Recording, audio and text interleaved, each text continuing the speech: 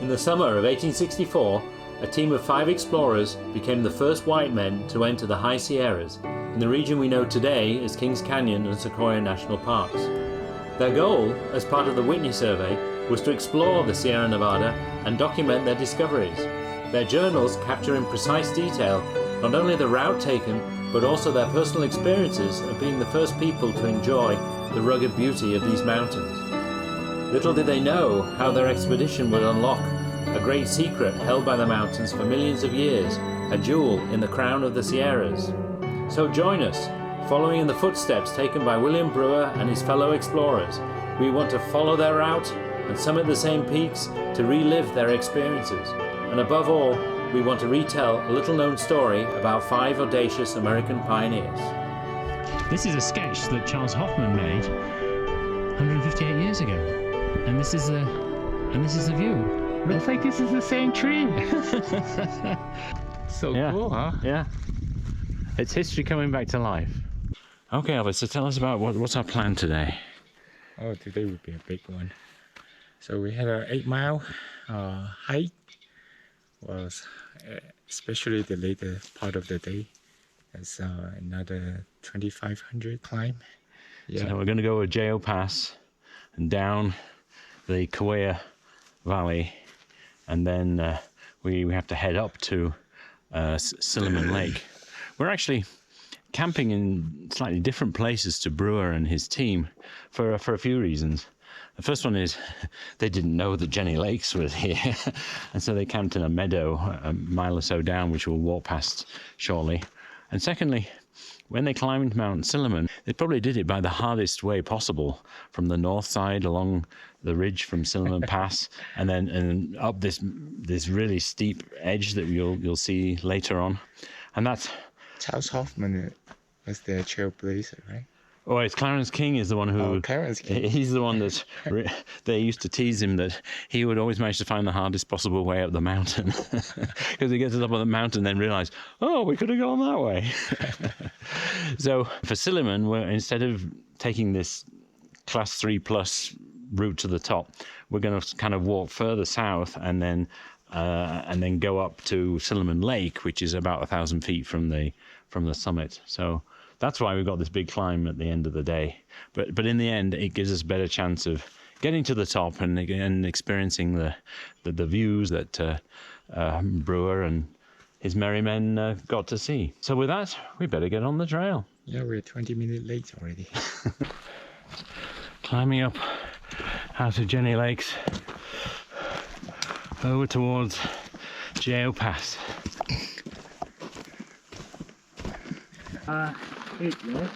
8 miles total today. So, what do they eat? Back in Big Meadows, they stocked up on a big supply of dried deer meat, and surprisingly, also dried bear meat was a thing in those days. In fact, there were still grizzly bears around in this part. Did they see any grizzly? Yes, they did, and they went off and chased one. Again, wanting to shoot anything that moved. I think they also took types of bread and crackers to supplement that. But they talk about having venison stew for dinner, and it doesn't sound too bad. They certainly didn't eat Mountain House meals. But we don't eat Mountain House meals either. We make our own backpacking food. Bear meat. But we don't eat bear meat or have venison soup. Then I should take a picture of it. Yep. You come through here? Well, I think they came up from the meadow down there, where they'd spent a couple of days. Because that sketch really looked like exactly drawing from that particular vantage point. They did. What do we have here? Rowell Meadow. I bet you that's where they'd probably camped. That's where they shot the owl and cooked it for dinner. And here we're going to be entering Sequoia National Park. So given that this area had not been explored at all, Brewer's team were completely venturing into the unknown. His strategy basically was to find a prominent peak and to climb to the top of it, measure the height, of course, as he would do everywhere he'd been the last 4 years, and then from there they would figure out where to go next.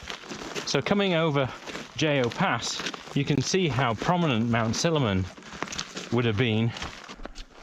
Tomorrow we're going to be on the top of that mountain.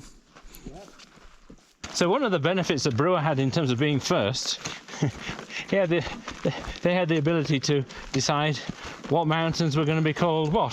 Who is Silliman? Silliman was a professor back at Yale who taught Brewer and quite possibly King and Gardner, as they both were. Oh, that's Yale. how he got the professorship. You give me a professorship, I give you a mountain. That's not a bad deal, is it? Tree, Yeah. Benjamin Silliman Sr. was in fact a great pioneer in the emerging field of chemistry and was also a founder of the American Journal of Science. He started the chemistry department at Yale University and developed a process called fractional distillation, key for the creation of kerosene and paraffin for lamps instead of whale oil. His son Silliman Jr. was also a professor at Yale, applied his father's technology to the sticky black substance oozing out of the ground in Pennsylvania, which contributed to the billion-dollar petroleum industry we know today. As both Sillimans were mentors of Brewer, it's conceivable that their close relationship resulted not only in the naming of Mt Silliman, but also Brewer's later professor post at Yale in 1865. So July the 3rd, 1864, Brewer moved from the Jo Pass down to here and set up camp by the creek as their base for then going and climbing Silliman and then ultimately over Silliman Pass. We explored the amphitheatre that day, but in the afternoon it began to rain. All evening it rained, and we turned to our damp blankets and prepared for a miserable night's sleep. They don't quite have our high-tech tents and everything. They only brought blankets with them. But it stopped raining about 9 o'clock and then cleared up, although the trees dripped water all night long and the thermometer sank to 25 degrees. Oh no, Elvis has started his tree bending again. Hey Richard, come take a look! Oh, you're gonna kill yourself. You can't be bending the trees. Wait, I can't hold this anymore! Oh, look out, look out. Oh, let's go. Good. Nice creek here. Coming down from Mt Silliman.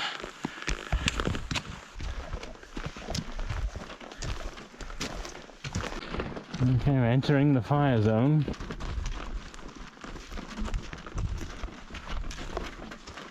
We've suddenly hit a wildflower oasis. Look at this. It's really nice.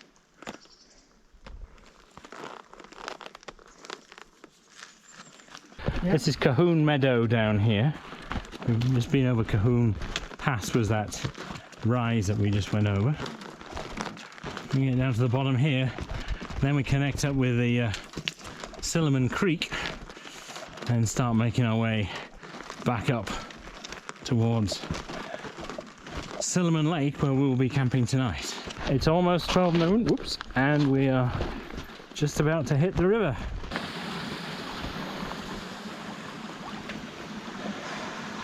We made it. Yep, we certainly did. It looks like there's some kind of turn off up here at the side. Welcome to our rejuvenation spa. This is where you get free foot therapy and also facial. When you get desperate, this is how you do it. Well, we've had a lunch stop here by Silliman Creek. This is where we now turn off and head up this way, up towards Silliman Lake. We're now heading up the Silliman Trail. What was it? What did you say, 2,400 feet?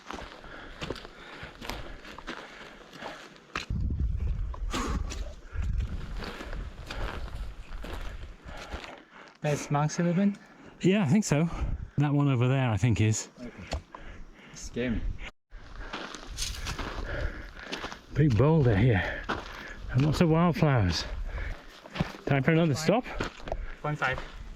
Slab we have to climb. What do you think to that? I think we will go the other way. Clambering our way up here, it's not clear where the path is. Right. So we've just left the bushwhacking and we've now entered the granite. Look at this. This is what we now have to do, is climb all of this up to the top. I've never done anything like this before. Look at that.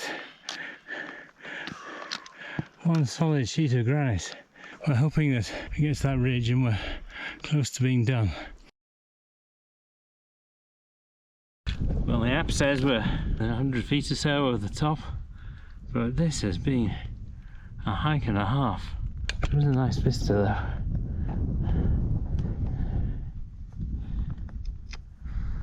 No, it's just been pretty much cross country the whole way up all that granite.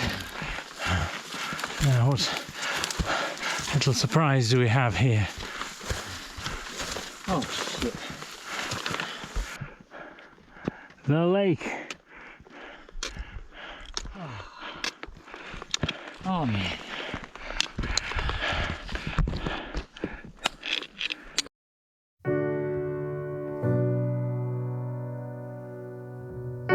The sun goes down.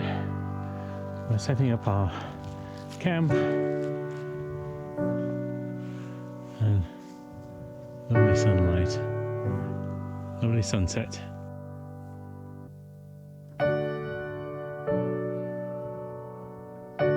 Fabulous alpenglow here.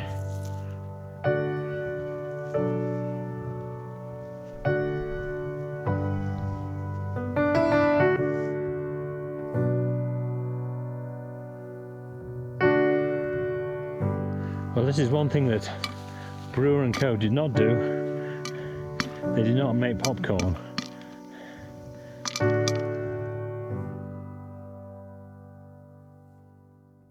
We're setting off to go hit the summit just about the time the sun comes up. So hopefully we'll get some good sunrise photos.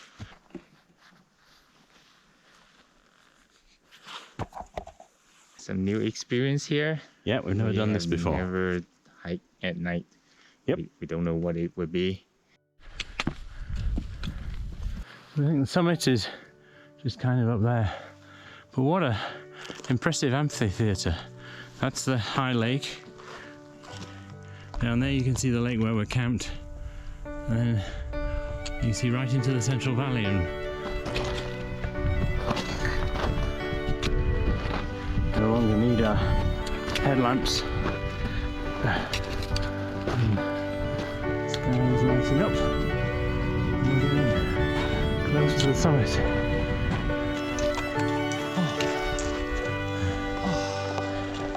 We're getting close. You know, Brewer had an edge on us in that he'd spent 4 years climbing up and down mountains all over the place. So we're now starting to get glimpses of what's beyond. Incredible mountains in the distance there. Incredible.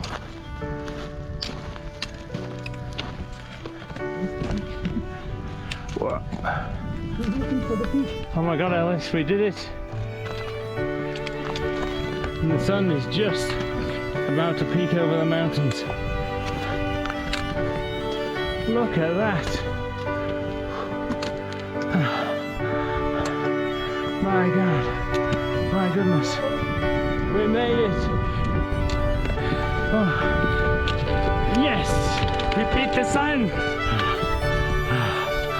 Here she comes. Oh. Talk about just in time. Wow. Wow. This is incredible. Wow. Look at this. Yes. Woo. Oh my. Amazing. Oh, look at that.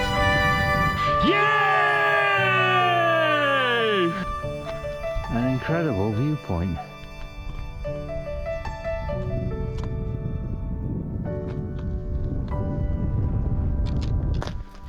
Look at yes. Look at the. So Elvis, this is why we've gone the painful long way around this mountain.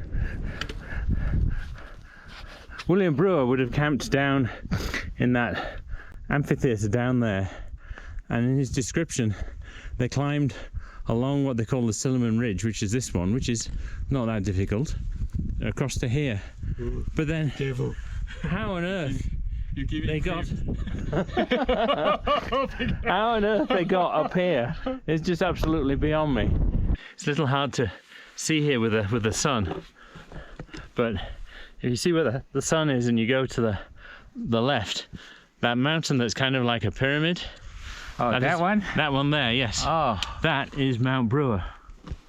you're kidding me. That is where we're going to be in 3 days' time, 4 days' time. We're going to be on the top of that mountain looking this way. I don't think I can beat the sun. We need to start at 2 a.m. or something. So that's named after William Brewer. And then these mountains over here, you know, this is Kings Canyon all in here. So the mountains way back in there where the clouds are must be where the other guys are. Clarence King, John Gardiner and Dick Cotter, their peaks are all in that area. And then Hoffman, he's over in Yosemite. He preferred Yosemite. All memorialized in granite. We thought we'd share with you what Brewer wrote quite concisely and matter-of-factly about this day in 1864 when he was the first to climb Mt Silliman with the rest of his team. Tuesday, June 28th, we had a fine, clear morning, and 4 of us started to visit a peak a few miles distance. We had a rough trail over sharp ridges and finally up a steep pile of granite 1,000 feet high to the peak, which is over 11,000 feet high, which we call Mt Silliman. This is where we are. 158 years later. So you can see quite clearly here, Kings Canyon, all through here. I mean, certainly Mount Brewer is one of the most prominent peaks and was worth trying to go climb. And so they must have figured out that valley there in front of Kings Canyon, that was the way over what's called Silliman Pass over here, down through that valley, across to eventually get to Mount Brewer. And these mountains over here are part of the King's Cairn Divide, which separates all the headwaters of the Kings River, and then on the other side the Cairn River. What do you think? Not bad. Not bad indeed. That is a good British understatement if there ever was one. Any last thoughts, Elvis, before we have to head off? I'm speechless. This is absolutely stunning, isn't it? Incredible. It's like we can view half the Sierra Nevada from this vantage point. Watching sunrise at the top of the mountain. It was definitely a new experience, wasn't it? An incredible one at that. So now we just have to find our way back down again. Oops.